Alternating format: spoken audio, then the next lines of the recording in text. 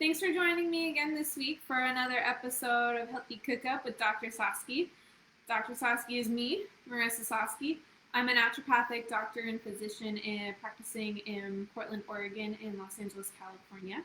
I'll get a little bit more into me later, but why don't we get started? So today I'm gonna, as I have been in the last few weeks, I'm gonna be raising money for an organization of my choice. This was recommended to me by a friend of mine, so if you have organizations that you want to support or you want to use this platform to support, please shoot me a message. I'm always open to organizations that y'all are interested in. So today I'm raising money for Operation Underground Railroad. It's a group that works with law enforcement, but also on their own to help stop, find and arrest, and then home children that have been trafficked. So their whole mission is to end child trafficking, and they kind of work throughout the process, and especially in terms of vetting a good place for children to go after they've been rescued. So great organization.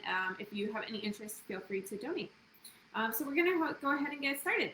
So today we're going to be making a couple things. It's a really easy recipe, and there's very little cooking involved if things are prepared ahead of time. But I'm going to show you a couple of the things of how to prepare them, just in case you don't have them done. So the first thing is we're going to toast some pecans and then cook some quinoa. So I'm going to set the oven to 350 degrees, and then we'll get started.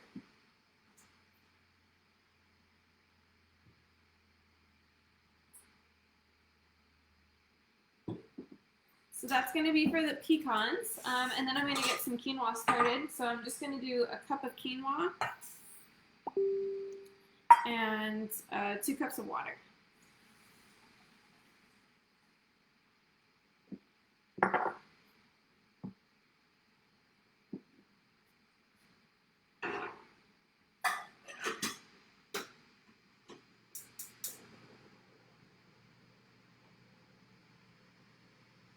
All right, and then for our toasted pecans, you're going to take a cup of pecans, and then either by hand or in a bag or with whatever you want, kind of break them up a little bit.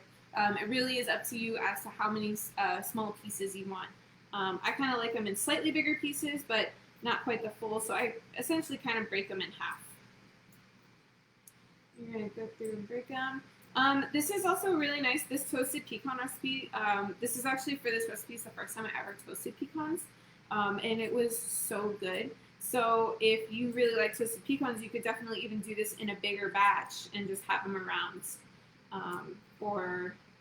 to snack on, for other recipes. So the recipe that I posted is kind of for like a savory sweet pecan, toasted pecan. Kind of a play on a candied pecan, but without sugar and not as sweet. I'm not a huge fan of sweet foods, and I oftentimes are recommending people cut back on the sugar that they're consuming. So this is a nice kind of healthy medium where it has a little bit of sweetness, but isn't candied. So they're about broken up. So the first thing we're going to do is a tablespoon of olive oil.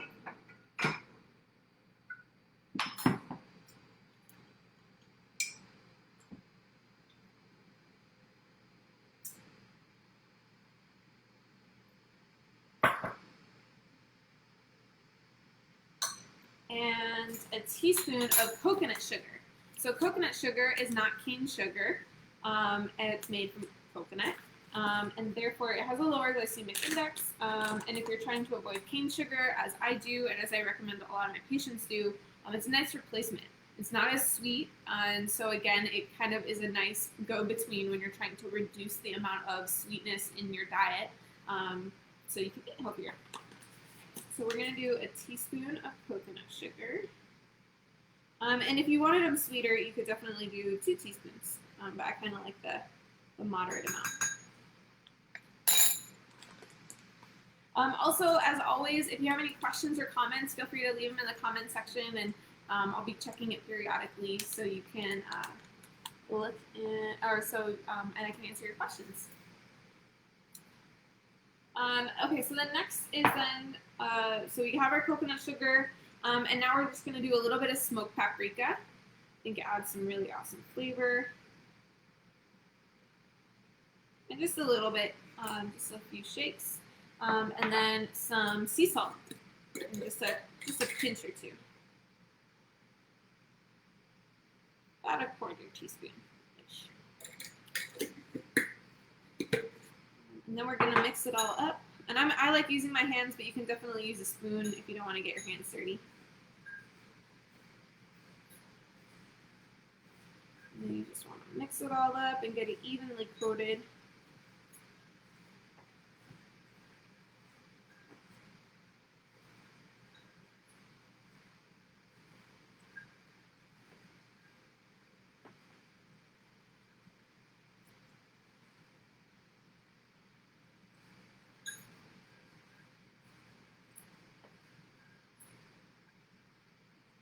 All right, and once that's evenly coated, then you're gonna take a baking tray, and spread it evenly on your baking tray. Sugar.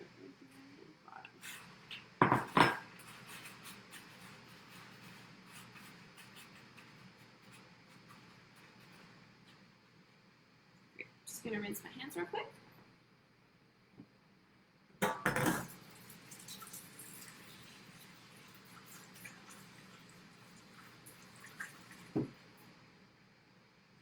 And then we're going to throw these in the oven.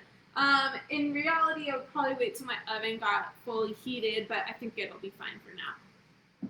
So the pecans will take about 10 minutes in the oven, and then you stir them about halfway. So I'm going to set a timer for 5 minutes and then stir them and see where we're at. And the quinoa takes pretty quick to cook as well, so we're going to bring that to a boil and then let it simmer afterwards for about 10 minutes.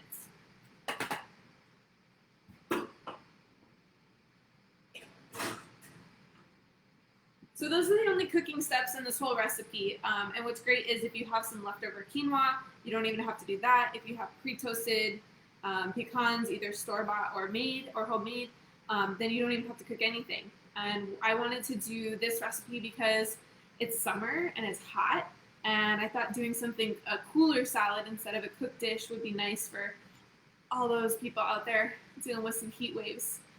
It's also really nice to not have to turn on your stove or oven when it's hot out, because then it doesn't heat your house.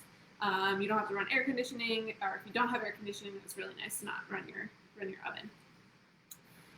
So essentially everything else is just going to get chopped and thrown in. So I'm going to start with some pepper. Take out my compost bowl.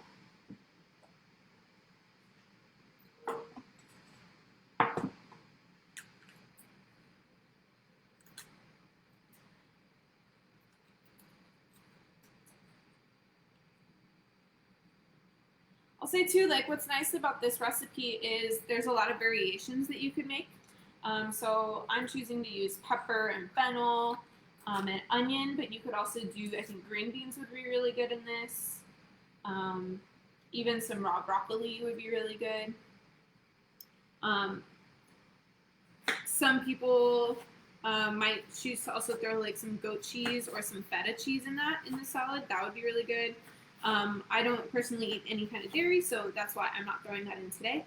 But if you like that stuff, you can throw it in. Also, same with some dried cranberries would be really good in this.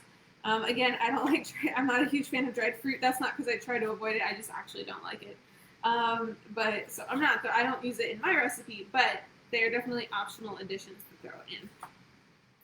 So for the pepper, we're going to kind of chop it into small little chunks. So I just cut into strips, and now we're going to cut into smaller pieces. This is definitely like more of a dice, I guess, than a chop, since they are smaller pieces. Pepper is really great, sweet. It's got lots of vitamin C. Next is going to be our fennel. So fennel is a vegetable that not a lot of people cook with. I think it's one of the more unique or exotic vegetables to some people, or they just don't know what to do with it. It is delicious. It kind of has like an anise or licorice flavor. So if you don't like it, some people don't like fennel. The bulb doesn't. I guess every fennel is created differently, but sometimes you can get a more mild fennel, and sometimes they are a little bit more intense. And we're only going to use half of it. So I'm going to cut half. And it's also like some people get it and they go, well, what do I do with this? Well, some of it you can eat, but some of it can get really woody. These top parts too are really tasty if you just chew them. I got that anise, sweet licorice flavor. It's really good for you. But if you're cooking and you just want the bulb, you can just throw away the stems and don't worry about it, because sometimes they can be really woody, so sometimes I don't even use them. Sometimes it's nice in recipes, like for this one, if you wanted, you could keep some of the tops, chop it up and throw it in for some extra fennel flavor, or some garnish. So I think we'll do that. Just pick some of it off. It'll be a nice flavor to add in. Fennel is really good. Oh, actually, before I get into that. So then inside the fennel, there's kind of this core that's really thick. And so, and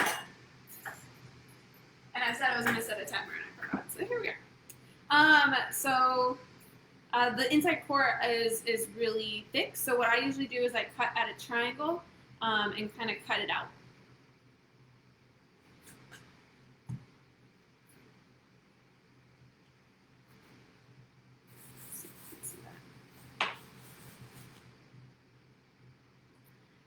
And then you're just going to kind of do some shaped pieces, so just like little slivers, and then we're going to cut them a little bit smaller, but just slivers.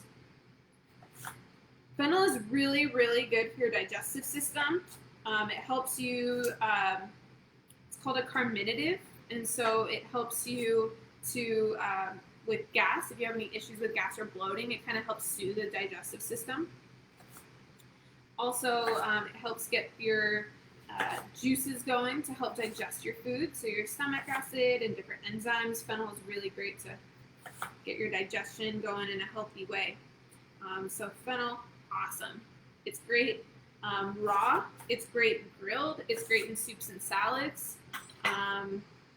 It really is a very versatile vegetable and totally underrated and not used enough. If you ever get like a shaved fennel salad, there's one in town here at a local restaurant that is just to die for. Alright, so now I just kind of chopped them up into like about 1-inch slices, and I'm just pulling it apart because sometimes they stick together.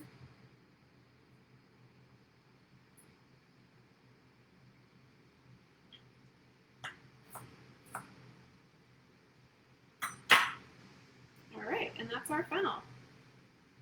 So that's just going to get put to the side. Because everything's going in at once, so it doesn't matter if you put it all into one pile or not. So we're going to put it in a pile. And I'm going to chop up this fennel tops that we're going to throw in there too.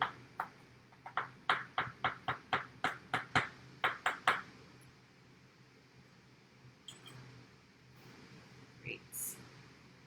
Alright, next is we have some red onion. So you'll need about half of a small red onion. So it's not a lot. And as you see, one thing is, and I talk about this almost every week, is eating the rainbow. So every color of vegetable has different phytonutrients, and the different colors are different phytonutrients. So creating diversity in the colors that you're eating, make sure that you get all of the different phytonutrients that are available in plants. So we have our red and our pepper, kind of green and white in our fennel, and now we got some really beautiful purples in our red onion.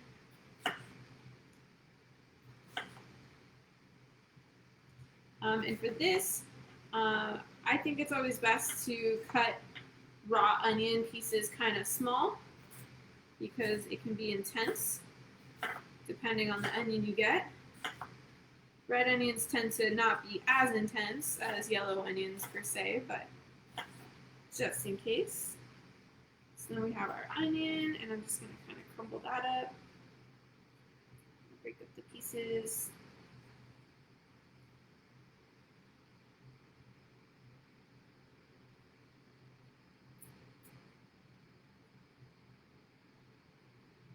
All right, and then the next color we got, so we got red, we got green, we got purple, and then I'm going to use some cherry tomatoes from my garden.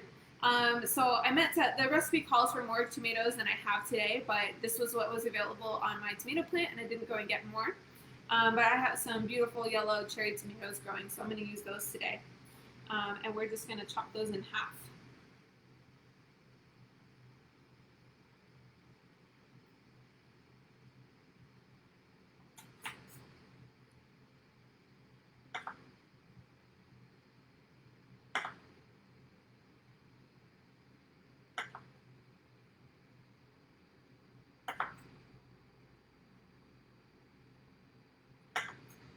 I already smell the pecans cooking there, so it smells so good. All right, next we have some basil that's going to go in. So I think the recipe calls for 16-ish leaves. Doesn't really matter. I think basil is such a really nice flavor. It's so floral. I usually end up doubling the amount of basil that a recipe calls for because I really like it. So you can definitely add or subtract basil to taste. I also got a big bag of it, so I have to use it up. So might as well throw more in. But if you do end up getting a big bag of pesto or basil and you only need a little bit of it for a recipe, you can always make pesto with it, which maybe at some point I'll post or make a recipe for post a recipe and make a video with pesto because it's a great way to get in a lot of healthy herbs and fats and garlic.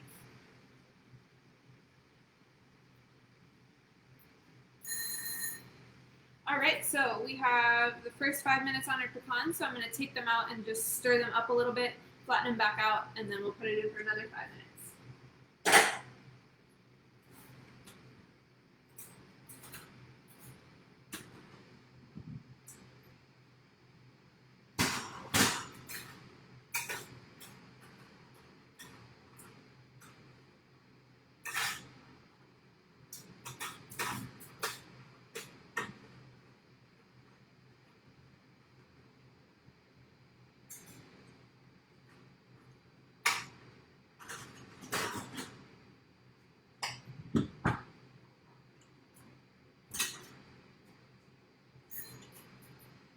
I'm actually going to do a little bit less than 5 minutes because they're looking pretty done already, and they were in there for a little bit longer in the first place before I set the timer.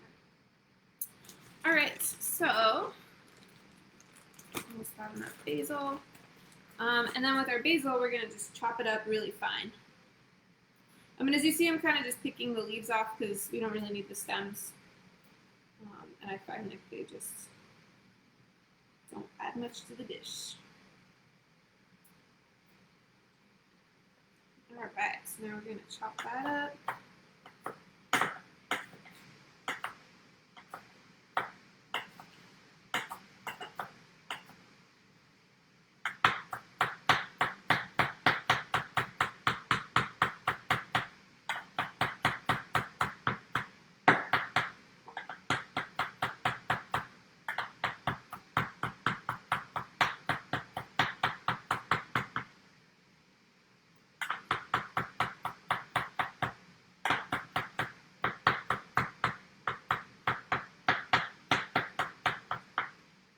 Alright, and then that's going to go in our pile.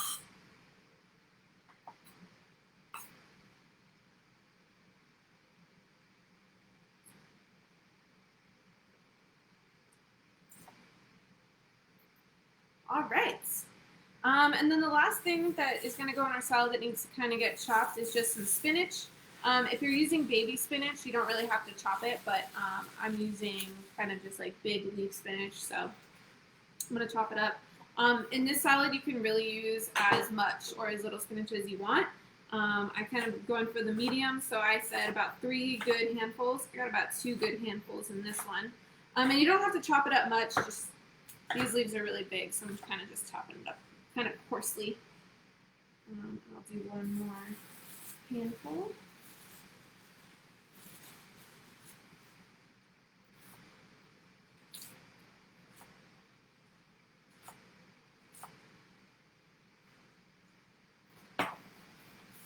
All right. And then we got our spinach. So the next step is to make our vinaigrette.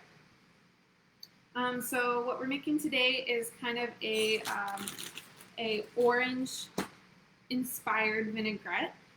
Orange has a really nice citrus taste and is also kind of sweet and is really light and summery. So I'm going to pull up the recipe for this because I don't have this one memorized.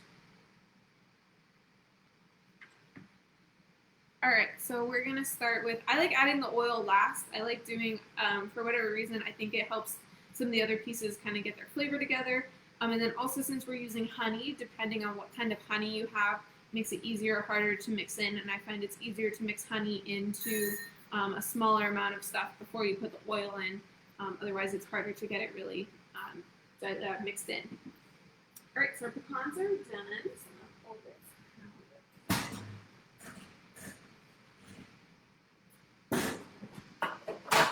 So sit and let them cool.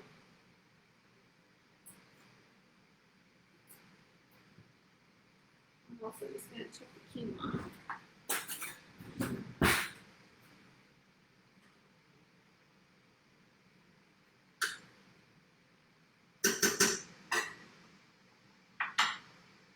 Quinoa is almost done. Alright, so we're going to start with an eighth of a cup of orange juice. So this is a quarter cup, but it has an 1/8 cup marking in it that you guys can't see. So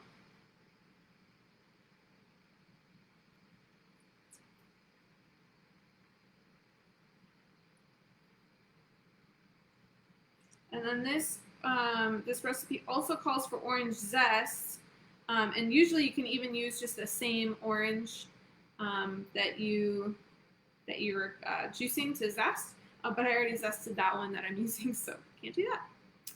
So we're going to start with 1/8 of a cup of orange juice, and then 1/8 of a cup of balsamic vinegar.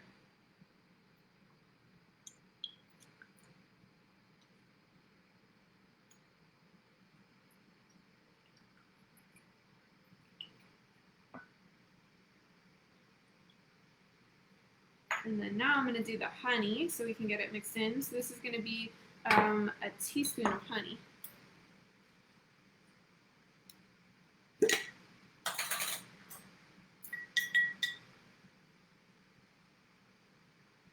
So my honey is pretty thick, so it's going to take a second to really get it mixed in. If you use a thinner honey, it'll be easier to mix in.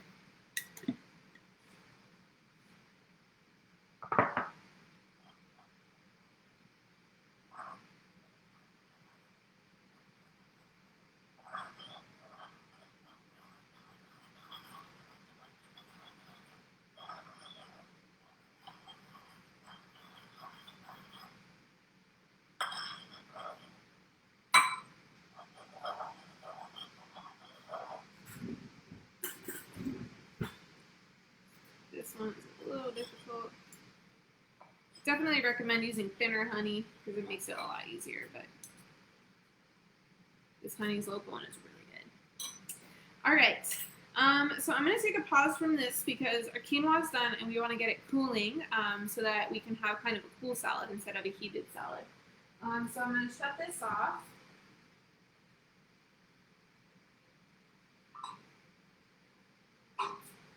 And I find the easiest way to cool something like this, when you want to use it pretty quickly instead of, like, let's say you're preparing it the day before, is to put it in a really big bowl.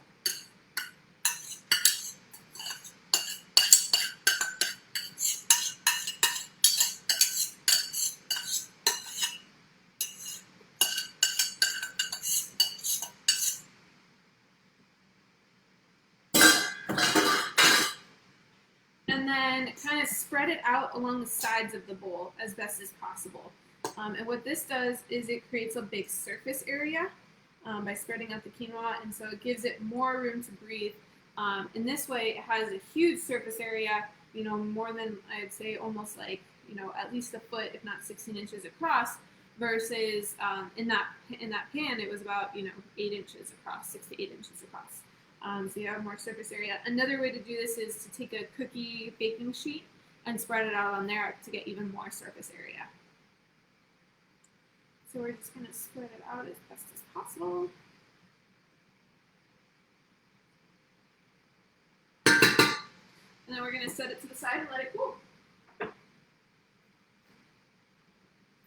we're going to get back to making our vinaigrette. All right, so we got our orange juice and our honey and our balsamic vinegar, and next we're going to do some orange zest.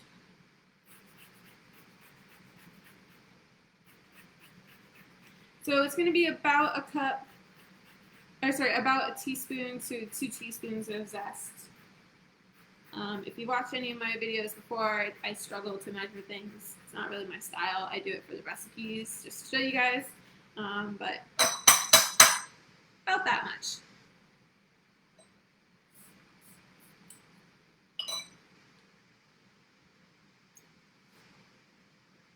Then I'm actually going to use that orange later. And then we're going to do a half teaspoon of salt. And this is really where a lot of the salt for the whole dish comes from, is from this vinaigrette. I'm not throwing any other salt in. And then a little bit of pepper.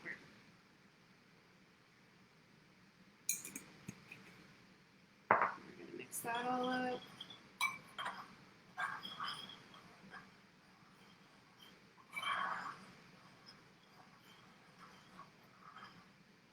And then the last thing is a 1/4 cup of oil.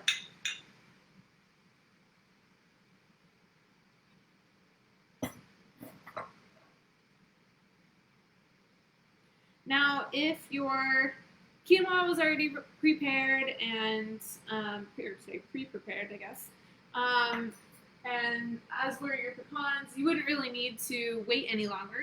All your ingredients are ready, and you could just throw it together. And as you see, that only took about a half hour. That was even with getting the other stuff ready. So it's a really quick recipe, especially if you have the other pieces ready.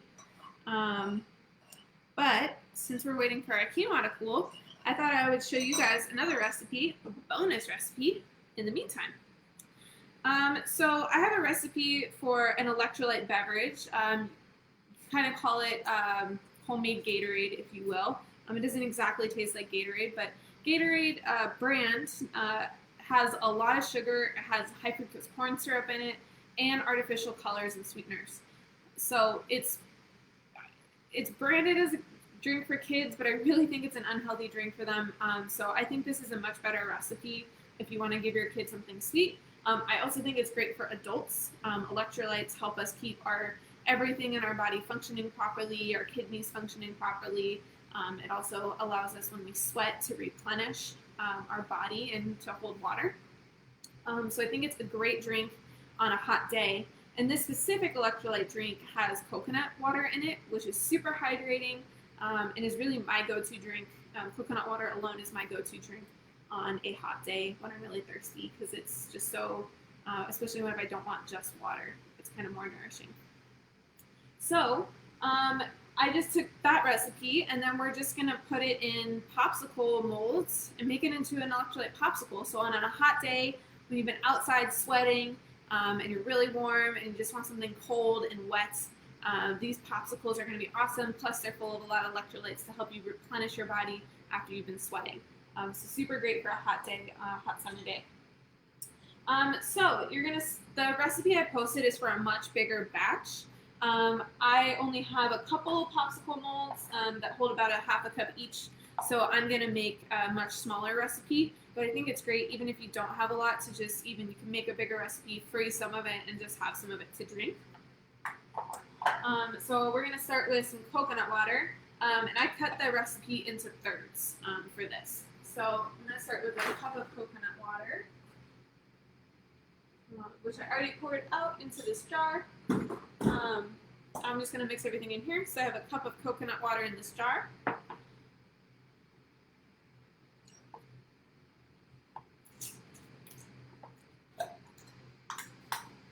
And then we're going to mix a third of a cup of apple juice.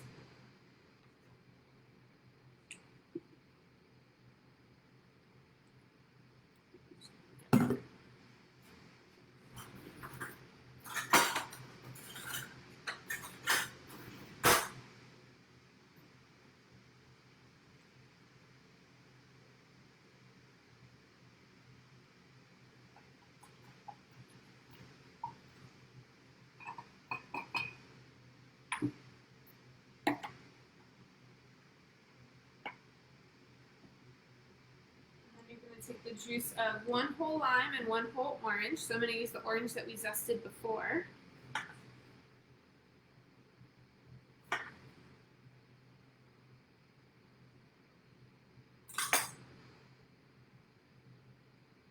Mix this on.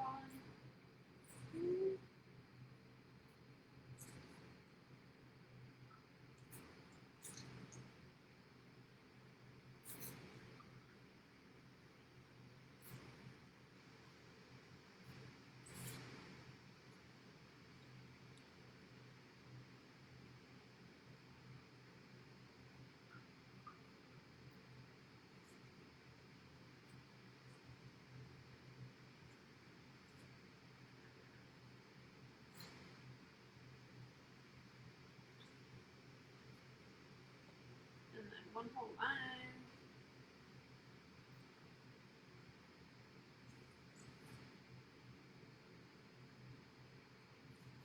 This recipe is also really nice if you want to get your kids involved in cooking, because other than cutting the oranges, there's no real sharp, in the lime, there's no real sharp objects involved, and kids love getting their hands dirty and squishing stuff, and so this can be a really fun thing for them to do. It also helps them understand measuring and ratios and all that kinds of stuff.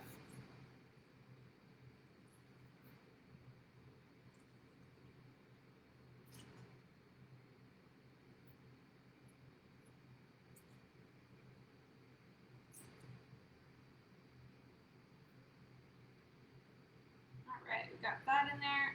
And then the last thing is just a small pinch of salt. And that just helps add more electrolytes to the coconut water, which already naturally has a lot of electrolytes.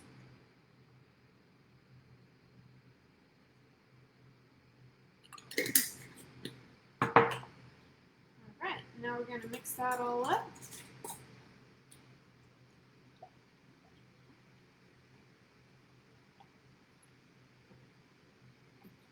And then you're going to take your popsicle mold. And this is the first time I've done this on the show, and I'm so excited to say that I already have some to show you. It's the first time I've made stuff ahead of time and pulled it out and had it done. So I'm going to add these ones on, and I'm going to take one of these off so I can show you.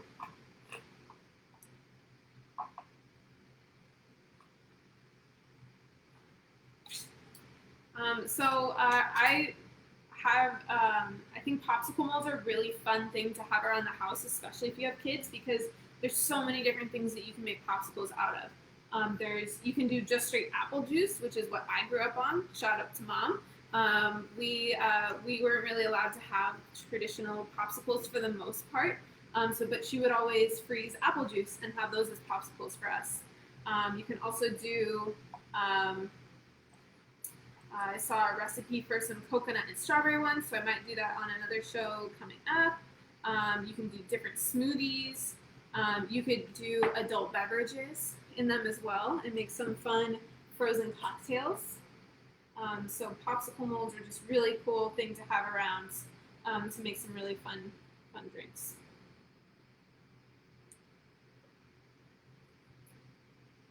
Put them back on.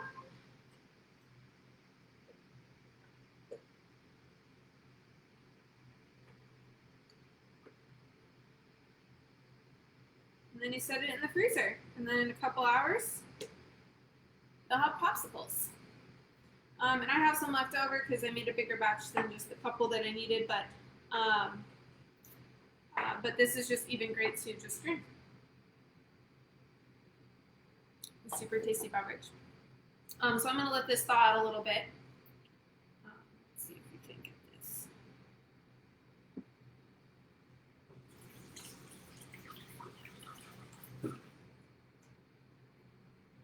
I'll pop that open and show you guys in just a second. So I think that our quinoa is going to be as cool as it's going to get for right now. So I want to show you guys the finishing touches. So we're going to take our quinoa. And then you're just going to throw everything in. So we're going to start with our veggies.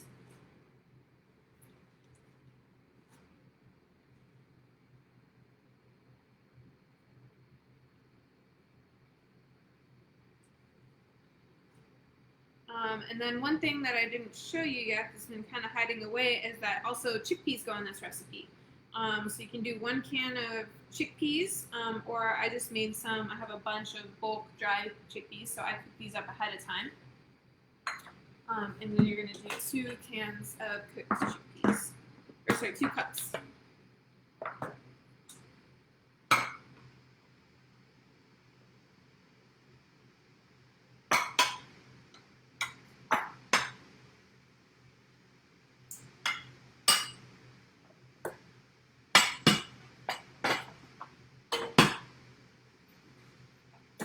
Big spoon, mix this all together.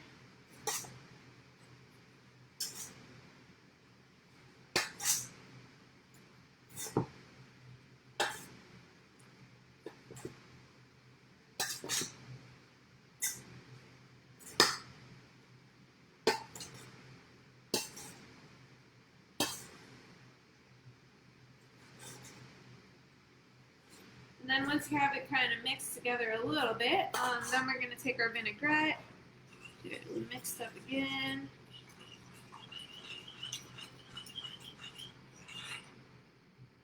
Throw it in. Also, too, if you really like this vinaigrette recipe, what I like to do is I like to make big batches of vinaigrettes that I like and store them in ball jars in the fridge because they keep really well. So if you like it, you can make a big batch and then just have it around for other salads that you want to throw it on. I think it's nice to make your own salad dressings just because it's pretty simple, and then you can really control the amount of sugar and salt that goes into it. A lot of store-bought and restaurant-made vinaigrettes or salad dressings in general tend to have a lot of sugar and salt because it makes it tasty. It just makes it a little less good for you. Mix this up.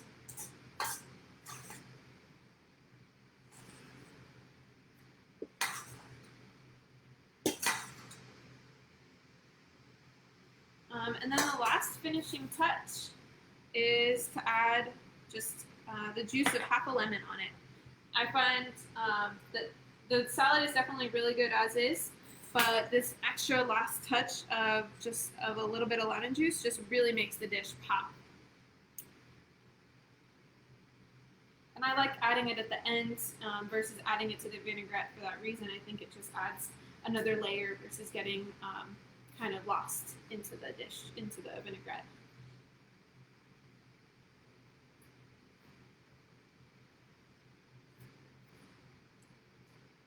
All right, I'm going to mix that up.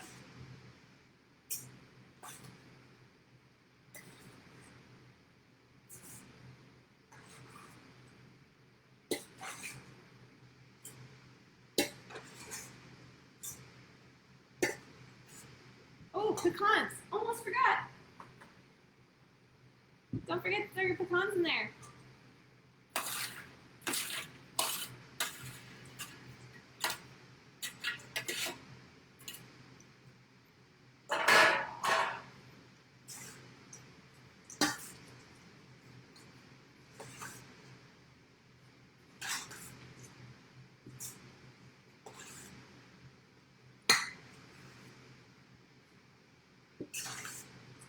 And again, I said this at the beginning, but I'll say it now too. If there's any other additional ingredients that you want to throw in, like goat cheese, feta cheese,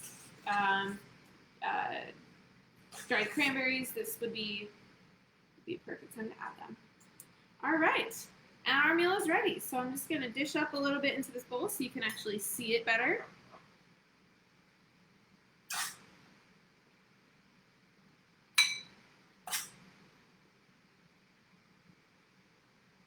So as you can see, we have a super colorful salad. We got greens and reds and yellows and purple.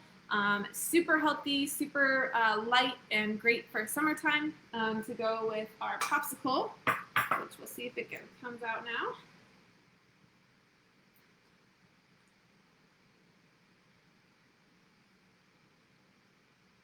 Struggled to get these out earlier.